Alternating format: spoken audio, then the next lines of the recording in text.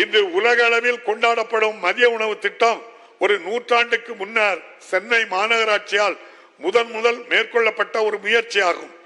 1962ஆம் ஆண்டில் தொலைநோக்கு பார்வை கொண்ட முன்னாள் முதல்வர் பெருந்தலைவர் காமராஜர் அவர்களால் மாநிலத்தின் அனைத்து மாவட்டங்களிலும் இத்திட்டம் அறிமுகப்படுத்தப்பட்டது. அதனைத் தொடர்ந்து 1982இல் புரட்சி தலைவர் எம்ஜிஆர் அவர்களால் சத்துணவு திட்டமாக மாற்றப்பட்டு 1989ஆம் ஆண்டு மதிய உணவில் முட்டையை அறிமுகப்படுத்திய முன்னாள் முதல்வர் முத்தமிழறிஞர் கலைஞர் அவர்களால் மேலும் மேம்படுத்தப்பட்டது. நாட்டிலேயே பல முன்னோடி நலத்திட்டங்களை செயல்படுத்தி வரும் நம் மாநிலத்தின் மாபெரும் மரபின் தொடர்ச்சியாக இந்த அரசின் முன்னோடி திட்டமான முதலமைச்சரின் காலை சிற்றுண்டி உணவு திட்டத்தை தொடங்கி மாண்புமிகு முதலமைச்சர் அவர்கள் தமிழ்நாட்டின் பெயரை இந்திய வரலாற்றில் மீண்டும் ஒரு முறை பொறித்துள்ளார். இந்திய திருநாட்டிற்கே முன்மாதிரியாக வழங்கும் இத்திட்டத்தை தெலுங்கானா மாநிலம் தற்போது பின்பற்ற தொடங்கியுள்ளது. முதல் 6 மாத காலத்திற்கு 1543 பள்ளிகளில் நடத்தப்பட்ட முதற்கட்ட சோதனைக்கு பிறகு இத்திட்டம் மாநிலத்தில் உள்ள 30,992 அரசு தொடக்க பள்ளிகளில் பயிலும் 16,85,000 மாணவர்கள் பயனடையும் வகையில் விரிவுபடுத்தப்பட்டுள்ளது. 1 முதல் 5ஆம் வகுப்பு வரையிலான லட்சக்கணக்கான மாணவர்களுக்கு காலையில் தேர்ந்தெடுக்கப்பட்ட சத்தான உணவை இத்திட்டம் வழங்குகிறது. இதன் மூலம் அவர்களது ஊட்டச்சத்து உயர்வது மட்டுமன்றி மாணவர்களின் வருகை பதிவும் கற்றல் விளைவுகளும் மேம்பட்டுள்ளன. மேலும் லட்சக்கணக்கான உழைக்கும் பெண்கள் மற்றும் தாய்மார்களின் சுமைகளை இந்த அரசு பகிர்ந்து கொள்வதால் இத்திட்டம் பெண்களின் சமூக மேம்பாட்டிற்கும் வழிவகுத்துள்ளது.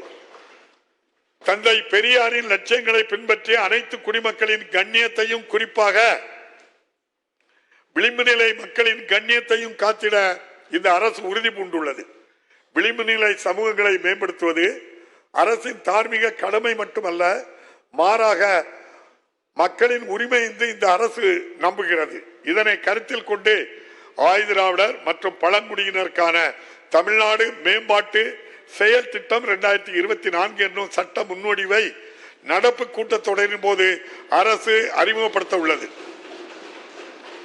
இதனைத் தொடர்ந்து ஊரக மற்றும் நகர்ப்புற பகுதிகளில் உள்ள ஆதிதிராவிட குடியிருப்புகளில் முழுமையான கட்டமைப்பு வசதிகளை உருவாக்குவதற்காக அயோத்திதாச பண்டிதர் குடியிருப்புகள் மேம்பாட்டு திட்டத்தை இந்த அரசு தொடங்கியுள்ளது.